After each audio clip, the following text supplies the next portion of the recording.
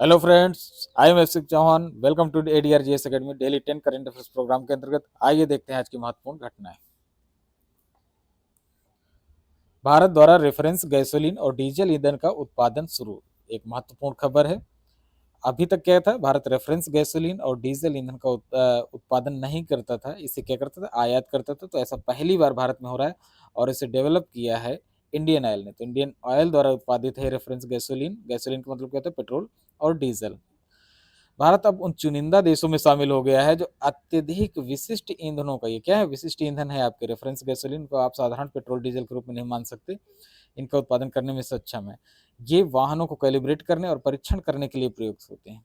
ठीक है, महत्वपूर्ण क्यों है ये देख लेते हैं। तो सबसे ज्यादा महत्ता है आर्थिक पक्ष की।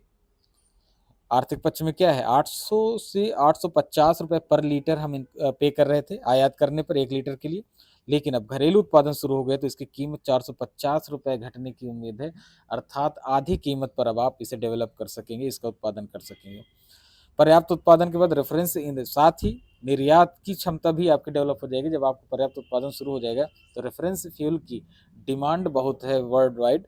ठीक है, तो और कुछ ही देशों के पास ऐसी टेक्नोलॉजी है जो रेफरेंस फ्यूल को का प्रोडक्शन करते हैं। इसलिए निर्यात के माध्यम से भी भारत इसमें एक विश्वसनीय आपूर्तिकर्ता के रूप में स्थापित हो सकता है और यहाँ से भी वो अपनी इनकम के स्तर को बढ़ा सकता है।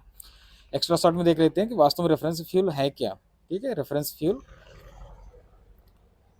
फ्यूल नियमित और प्रीमियम पेट्रोल डीजल से अलग होते हैं। ठीक है, और ये अलग किस तरह, किसके आधार पर होते हैं, ऑक्टेन नंबर के आधार पर। ऑक्टेन नंबर के आधार पर आप रेफरेंस फ्यूल को, जो नॉर्मल फ्यूल आप देखते हैं, प्रीमियम फ्यूल देखते हैं पेट्रोल पंप में जाकर, उससे अलग ये इनमें अंतर होता है। और अंतर कहाँ से डिसाइड होता है, ऑक्टेन नंबर से। ऑक्टेन नंबर में क्या है, जैसे आप रेगुलर फ्यूल भरवाते हैं तो उसकी ऑक्टेन नंबर होती है 87।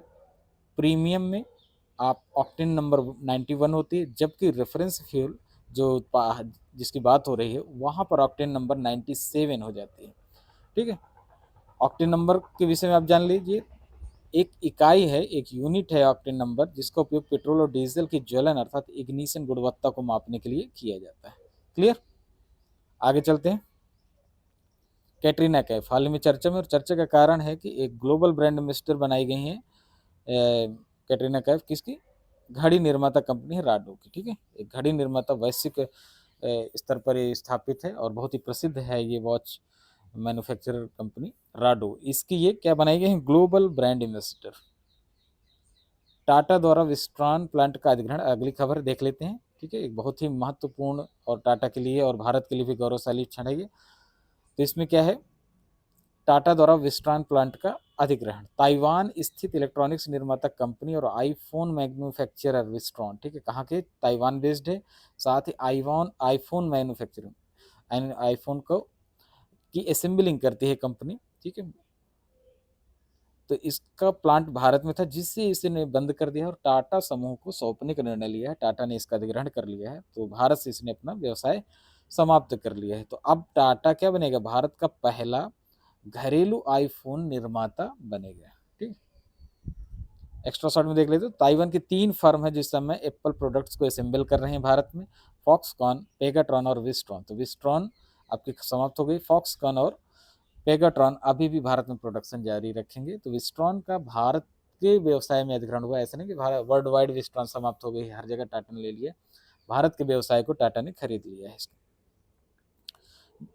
जैकपे, ठीक है, जैकपे हाल ही में चर्चा में, देख लेते हैं क्या है। ये पेमेंट एग्रीगेटर है और इस रूप में इसे आरबीआई ने अब मान्यता दे दी है। ठीक है, अभी तक इसको मान्यता नहीं मिली थी। मोबीक्विक की कंपनी है। ठीक है, मोबीक्विक की सब्सिडियरी यूनिट है ये। पेमेंट एग्रीगेटर के रूप में इसे स्थापित किया गया था, जिसे अब आरबीआई ने मंजूरी दे दी। आरबीआई की मंजूरी पाना साधारण बात नहीं होती, बहुत सारी कंडीशन फुलफिल करनी होती हैं। तो जैकपे ने वो कंडीशन फुलफिल की हैं, क्योंकि एक्सटेंडेड पेमेंट इकोसिस्टम है जैकपे के पास। ठीक है, और उसे उसने साबित किया है। उपभोक्ताओं और व्यवसायों की बढ़ती आवश्यकताओं को पूरा करने के लिए क्या है, UPI, debit card, credit card, net banking, mobile wallet से 100 से अधिक विभिन्न भुगतान विधियों को सामने रखता है, पेश करता है लोगों के लिए। ठीक है, इसी कारण आरबीआई ने इसके बढ़ते इकोसिस्टम को, पेमेंट इकोसिस्टम को देखते हुए इसे मंजूरी प्रदान कर दी। एक्स्ट्रा शॉर्ट में देख लेते हैं। मोबीक्विक की जो प्रेसिडेंट है उपासना ताकू है, साथ ही को फाउंडर भी हैं और सीओ अर्थात चीफ ऑपरेटिंग ऑफिसर भी हैं। एचएएल और सैफरॉन, ठीक है, इसको देख लेते हैं। एचएएल और सैफरॉन एयरक्राफ्ट के बीच समझौता, अगली खबर है।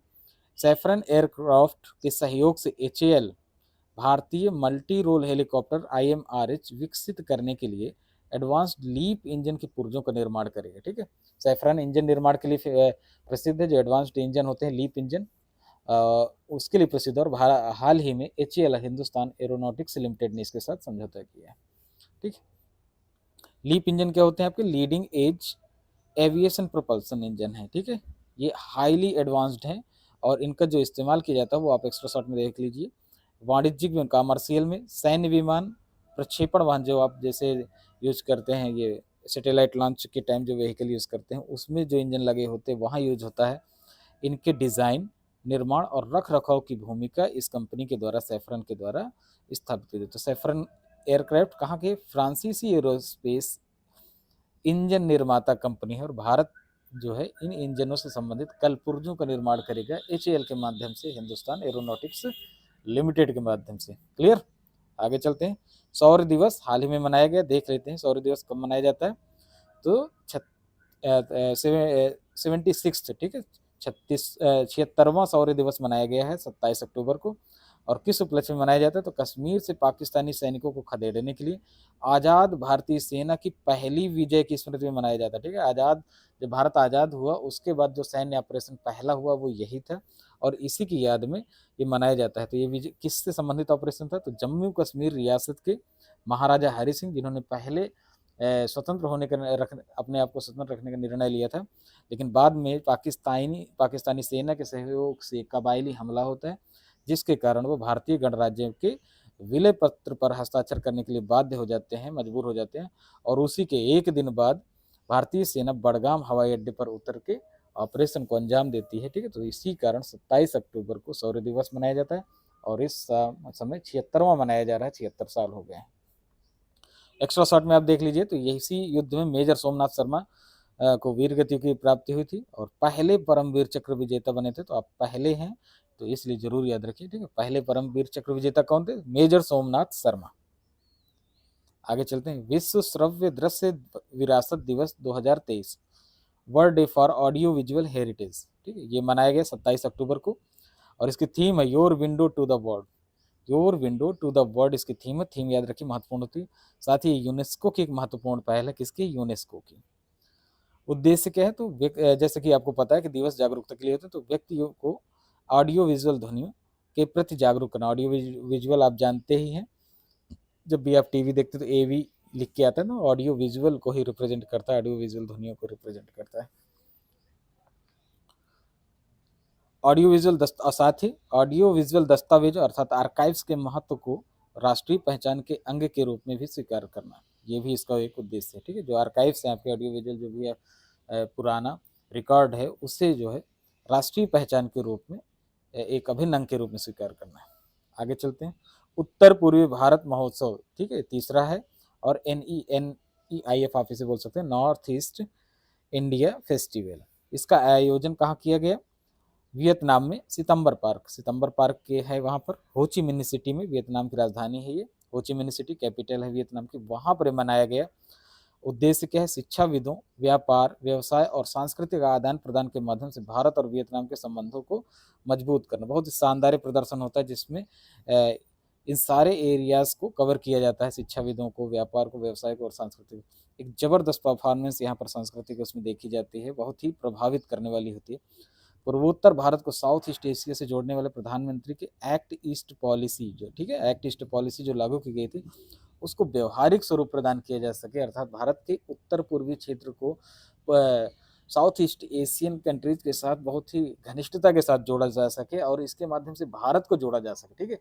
तो जो पुलिंग फैक्टर क्या है? वो नॉर्थ ईस्ट को जोड़ना है साउथ ईस्ट एशियाई देशों के साथ और उसके माध्यम से भारत को जोड़ना है, क्योंकि ये लोग प्रजातीय रूप से देखें तो नॉर्थ ईस्ट काफ़ी नज़दीक साबित होता है साउथ ईस्ट एशियाई कंट्रीज के लोगों के तरह, ठीक है। तो इसीलिए ऐसे इस उत्तर पूर्वी नॉर्थ ईस्ट राज्यों को फोकस्ड ये महोत्सव वियतनाम में आयोजित हुआ। आगे देख लेते हैं।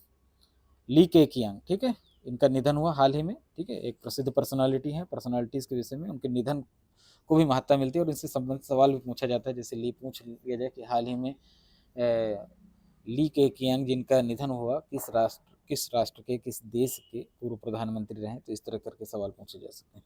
तो ली केकियांग का निधन हुआ है, चीन के पूर्व प्रधानमंत्री हैं ये, ठीक है, रहे हैं, ठीक है, चीन के पूर्व प्रधानमंत्री रहे हैं। और एक्स्ट्रा शॉर्ट में आप देख लीजिए, चीनी पीएम दूसरा सर्वोच्च रैंकिंग वाला अधिकारी पद है। चीन की पॉलिटिक्स में सेकंड नंबर पर है ये प्रोटोकॉल में, ठीक है, राष्ट्रपति, ठीक है, राष्ट्रपति सी जिनपिंग है इस समय, ठीक है। तो राष्ट्रपति के बाद जो दूसरे नंबर का चाइना में राजनीतिक पद है वो किसका है, प्रधानमंत्री का। इस पद पर ये रहे ली केकियांग और 2022 में संभवतः इन्होंने इस्तीफा, वो इस पद से हटे थे, इस्तीफा नहीं दिया था, या जैसा भी रहा हो। चीन प्रधानमंत्री पीआरसी चीन की राज्य परिषद का नेतृत्व करते हैं। पीआरसी अर्थात पीपुल्स रिपब्लिक ऑफ चाइना की राज्य परिषद का नेतृत्व तो चीन के पीएम के द्वारा किया जाता है, ठीक है, चीन के पीएम के द्वारा। तो ये भी एक महत्वपूर्ण इंफॉर्मेशन है, ठीक है। कुछ अन्य प्रमुख मुद्दे देख लेते हैं, ज़्यादातर ये वन लाइनर टाइप के होते हैं, इनको एक ही जगह हम सुविधा के लिए रख के देख सकते हैं। तो फ्रांस की महावाणिज्य दूत उपाधि से सम्मानित की गई हैं ऋचा चड्ढा, ठीक है, हाल ही में फ्रांस की क्या महावाणिज्य दूत की उपाधि से सम्मानित हुई हैं। अगली है खबर, जय भीम मुख्यमंत्री प्रतिभा विकास योजना, दिल्ली सरकार के द्वारा इसका अनावरण किया गया, दिल्ली सरकार की योजना है और ये कोचिंग सुविधा प्रदान करती है SC ST OBC EWS category के पात्र छात्रों को मुफ्त, ठीक है, मुफ्त लिखा है यहाँ पर, मुफ्त, ठीक है, फ्री कोचिंग सुविधा प्रोवाइड कराने के लिए जय भीम मुख्यमंत्री प्रतिभा विकास योजना चालू की गई है, दिल्ली सरकार की योजना है ये। आगे देखते हैं स्लोवाकिया की चौथी बार लिखना चाहिए, ठीक है, स्लोवाकिया के चौथी बार प्रधानमंत्री बने हैं रॉबर्ट फिको। इन्हें भी आप सरसरी निगाह से देख लीजिए, बहुत महत्वपूर्ण नहीं पर आप देख सकते हैं। भारतीय सेना का चाणक्य रक्षा संवाद 2023 इंपॉर्टेंट है, इसे आप याद रखिए, नई दिल्ली में आयोजित किया गया, शुभारंभ रक्षा मंत्री राजनाथ सिंह के द्वारा किया गया और केंद्रीय शिक्षा मंत्री धर्मेंद्र प्रधान ने 124 PM श्री स्कूलों का अनावरण किया है, कहाँ पर, हरियाणा में। ये भी महत्वपूर्ण है, ठीक है, केंद्रीय शिक्षा मंत्री धर्मेंद्र प्रधान के द्वारा किया गया PM श्री स्कूलों का शुभारंभ। I star talent connect portal launch किया गया है राजस्थान में, ठीक है। तो ये वन लाइनर टाइप के हैं और बहुत ही महत्वपूर्ण है, ठीक है, लेकिन इनमें ज़्यादा डिटेल में जाने की आवश्यकता नहीं, इसलिए इनको वन लाइनर का फॉर्म दे दिया गया। तो ये रहे आज की महत्वपूर्ण घटनाएं, बहुत इंपॉर्टेंट है, आप इनको एक दो बार जरूर पढ़िए और संभव हो तो लिख भी सकते हैं आप इन्हें, ठीक है। थैंक यू वेरी मच, मिलते हैं हम अगले सेशन में।